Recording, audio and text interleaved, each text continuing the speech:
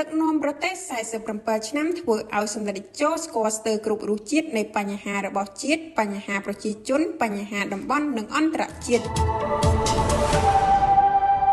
ការដឹកនាំកម្ពុជារយៈពេល47ឆ្នាំរបស់សម្ដេចតេជោហ៊ុនសែនដែលនាំមកនូវសន្តិភាពការរួបរวมជាតិនិងការអភិវឌ្ឍដោយសពថ្ងៃគឺជាលទ្ធផលដែលបានផ្ដល់ជូនប្រជាជនទូទាំងប្រទេសហើយប្រជាជនទូទាំងប្រទេសក៏បានផ្ដល់ជូននូវសេចក្តីសុខចិត្តការគោរពស្រឡាញ់និងការគាំទ្រជូនចំពោះសម្ដេចនិងគណៈបកប្រជាជនចំពោះការដឹកនាំជាតិសម្ដេចតេជោហ៊ុនសែនប្រធានព្រឹទ្ធសភាយប់ថ្ងៃទី13ខែមករាបានបង្ហោះសារបញ្ជាក់ពីខួប41ឆ្នាំការចូលកាន់តំណែងនាយករដ្ឋមន្ត្រីដែលកាលនោះមានវ័យត្រឹមតែ32ឆ្នាំតែប៉ុណ្ណោះសម្ដេចតេជោគូបញ្ជាក់ថារយៈពេលបំពេញការងារក្នុងរាជការរយៈពេល44ឆ្នាំនិងជាប្រសិទ្ធភាព73ឆ្នាំសរុប47ឆ្នាំធ្វើឲ្យសម្ដេចស្គាល់ស្ទើរគ្រប់រសជាតិនៃបញ្ហារបស់ជាតិនិងប្រជាជនក៏ដូចបញ្ហាតំបន់និងអន្តរជាតិ